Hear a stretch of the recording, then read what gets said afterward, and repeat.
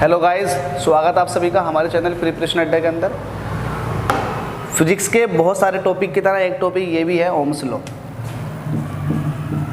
Ohm's law क्या कहना चाहता है, इसके बारे में बेसिक देखेंगे क्या कहना चाहता है, और इसी के आधार पर सीरीज और पैरेलल कॉम्बिनेशन बनाए गए हैं रेजिस्टेंसों के। तो देख लेते हैं क्या है ओम्स लॉ और ये क्या कहना चाहता है। ये कहता है when the physical condition of a wire does not change then the current is directly proportional to the voltage applied। मतलब क्या हुआ इस बात का, उसने ये कहा फिजिकल कंडीशन किसी वायर की चेंज नहीं हो रही तब आप इसको लगाओगे। अगर फिजिकल कंडीशन चेंज हो रही है वायर की तो ये एप्लीकेबल नहीं होगा, चाहे आप कितने भी चिल्ला लो, ये एप्लीकेबल नहीं होगा। तो कब एप्लीकेबल होगा, जब फिजिकल कंडीशन, लिख देता हूँ फिजिकल कंडीशन, वो आपकी चेंज नहीं हो रही। फिजिकल कंडीशन चेंज नहीं हो रही तो फिजिकल कंडीशन क्या है, पहला मान लेते हैं एक टेम्परेचर, मानते क्या है टेम्परेचर। दूसरा फिजिकल कंडीशन के अंदर आता वॉल्यूम, जो आपको सामने से दिख रहा है वो फिजिकल कंडीशन हो गई। तो टेम्परेचर हो सकता है, वॉल्यूम हो सकता है, उसका खुद का प्रेशर हो सकता है। प्रेशर क्या देखोगे, वो वायर के अंदर कोई प्रेशर नहीं देखना आपको, टेम्परेचर पर मेन ध्यान देना। उसका वॉल्यूम, उसका मास वगैरह चेंज नहीं होना चाहिए। तो टेम्परेचर, वॉल्यूम, मास ये चेंज ना हो किसी वायर का, तो ये फिजिकल कंडीशन है। तो क्या कहा गया कि जब किसी वायर की फिजिकल कंडीशन चेंज ना हो तब जो करंट फिल होगी वायर के अंदर वो प्रोपोर्शन होगी वोल्टेज के। जितना ज़्यादा वोल्टेज होगा उतनी ज़्यादा करंट। फिजिकल कंडीशन में अब भी बता दूं आपको, ज़्यादातर जो ध्यान देना है वो टेम्परेचर पर ध्यान देना है, क्योंकि टेम्परेचर चेंज हो गया तो वहीं ओम्स लॉ लगना बंद कर देता है। तो टेम्परेचर पर ज़्यादा फोकस करना है, ये टेम्परेचर बहुत शैतान है। तो टेम्परेचर पर आपको नज़र रखनी है कि अगर किसी वायर का टेम्परेचर चेंज हो गया तो समझ लीजिएगा ओम्स लॉ फेल हो गया वहीं पर आकर के। तो क्या कहा था उसने, V directly proportional to I। इस प्रोपोर्शनल के साइन को हटाएंगे, V is equal to I तो ऐसे रहेगा। एक प्रोपोर्शनैलिटी कॉन्स्टेंट आ जाएगा जिसको बोलेंगे R। ये प्रोपोर्शनैलिटी कॉन्स्टेंट है क्या, ये कुछ नहीं है, यही तो है सब कुछ। रेजिस्टेंस किसका, ओ वायर, तार का, वायर का रेजिस्टेंस यही है। तो V इज इक्वल टू क्या हो गया आपके पास, IR। यहाँ से अगर R की वैल्यू निकालना चाहोगे तो ये V अपॉन I का रेशो होता है। किसका रेशो होता है, V अपॉन I का। तो आपने बेसिक समझा क्या इसके अंदर, जब किसी वायर की फिजिकल कंडीशन पर कोई इफेक्ट नहीं आ रहा, चेंज नहीं हो रही, तो उस कंडीशन में, उस हाल में करंट जो होगी वोल्टेज के डायरेक्टली प्रोपोर्शनल होगी। वोल्टेज बढ़ाओ करंट पाओ उतनी ज़्यादा, ठीक है।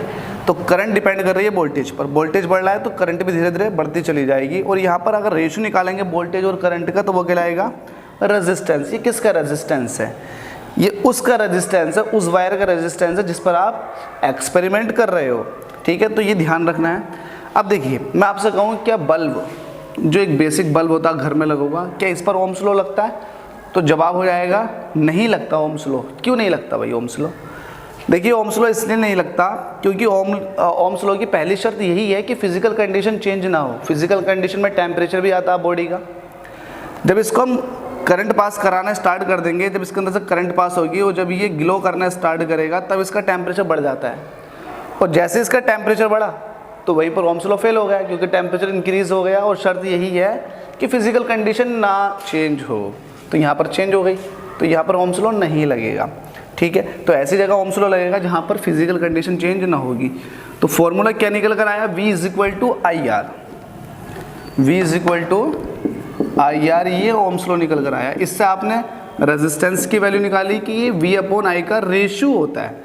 तो आपके पास ग्राफ है ये, ठीक है। तो वोल्टेज वर्सेस करंट के बीच में आपने ग्राफ प्लॉट किया और ये किस तरह की इक्वेशन को रिप्रेजेंट कर रहा है, ये लाइन की इक्वेशन को रिप्रेजेंट कर रहा है। लाइन की इक्वेशन की पहचान क्या है, Y is equal to mx plus c के फॉर्म की होती है। अब देखिए V is equal to IR है, तो इसमें c वाला पार्ट तो है नहीं, तो इसकी कंपैरिजन करेंगे, Y is equal to mx है। तो y एक्सिस पर ले लीजिएगा आप V को, वोल्टेज को देखो आपने y एक्सिस पर लिया है, और वहीं x एक्सिस पर ले लीजिएगा, सॉरी करंट को, तो करंट आ जाएगी आपकी x एक्सिस पर। वो मैंने आपको रिप्रेजेंट करके दिखा दिया। तो y is equal to mx का जो ग्राफ होता है वो इस तरह से होता है। वैसे मैंने आपको ग्राफ यहाँ पर बना के दिखा दिया, ठीक है। इस ग्राफ से कुछ इन्फॉर्मेशन निकालते हैं। इन्फॉर्मेशन क्या निकाल सकते हो भैया आप ग्राफ से कुछ इन्फॉर्मेशन निकाल सकते हो क्या? हाँ निकाल सकते हैं। क्या निकाल सकते हैं आप? रेजिस्टेंस कैलकुलेट कर सकते हो। अगर आपको ये ग्राफ दे दिया बना हुआ और आपसे पूछे कि बताइएगा ए पॉइंट पर, बी पॉइंट पर और सी पॉइंट पर रेजिस्टेंस क्या होंगे, तो ये आपके लिए एक चुनौती भरा सवाल, क्योंकि अभी शुरुआत पर आप पढ़ रहे हो ओम्स लॉ। कैसे करेंगे, ए पॉइंट के लिए रेजिस्टेंस कैसे निकालेंगे। देखिए ग्राफ का हर पॉइंट, एक एक पॉइंट रेजिस्टेंस को तो रिप्रेजेंट करता। क्यों? क्योंकि रेजिस्टेंस क्या होता है, वोल्टेज और करंट का रेशियो होता है। तो इस पॉइंट पर देखो वोल्टेज कितनी है, इस पॉइंट पर चेक करो कि करंट कितनी है, ठीक है, तो उसका रेशियो निकालने की कोशिश करो। तो देखिएगा ए पॉइंट की बात कर रहा हूँ, तो रेजिस्टेंस ए पॉइंट पर, तो वोल्टेज कितनी है ए पॉइंट पर। अगर वोल्टेज चाहिए तो परपेंडिकुलर डाल दो वोल्टेज वाली एक्सिस पर। तो यहाँ से आपने परपेंडिकुलर ड्रॉ कर दिया, तो यहाँ वोल्टेज आई 100। मैं कहता हूँ कि यहाँ पर करंट कितनी है, आप परपेंडिकुलर डाल दीजिएगा करंट वाली एक्सिस पर, तो यहाँ पर आए 2 एम्पियर की। जब इसको काटापीटी करोगे तो ये आ जाएगा 50। कितना आ जाएगा, 50 ओम। अरे भाई रेजिस्टेंस का जो यूनिट होता है वो होता है ओम। मैं आपको सबके यूनिट बता देता हूँ। रेजिस्टेंस का होता है ओम, वोल्टेज का होता है वोल्ट, और करंट का ऐसा यूनिट होता है एम्पियर, ठीक है, ये याद रखना आपको। तो आर ए मतलब ए पॉइंट पर रेजिस्टेंस कितना निकल कर आया आपका, 50 ओम। इसी तरह से बी पॉइंट पर कैलकुलेट करते हैं, तो आर बी कहूँगा वहाँ पर। इस पॉइंट पर वोल्टेज चेक करना हो तो वोल्टेज वाली एक्सिस पर आप परपेंडिकुलर डाल दीजिएगा। कितना हुआ, 200। यहाँ पर आपको करंट चेक करनी है वायर के अंदर, तो करंट वाली एक्सिस पर परपेंडिकुलर डाल दीजिएगा। कितना आ गया, 4। जब इसको डिवाइड करोगे 4 5 ज़ा 20, तो यहाँ से 50 आ जाएगा निकल के, ठीक है। इसी तरह से आरसी पे निकाल लीजिएगा। आरसी पे कितना आएगा, तो यहाँ वोल्टेज चेक कीजिएगा, वोल्टेज कितना आपके पास 300, और यहाँ आप करंट चेक कीजिएगा, करंट कितनी है 6। तो 6 5 ज़ा 30, तो यहाँ पर भी 50 आ चुका आरसी। तो गाइज इस चीज़ से आपको क्या सीख मिलती है, क्या सीख मिलती है, तो सीख आपको ये मिलती है कि आप अगर इस स्ट्रेट लाइन पर हैं,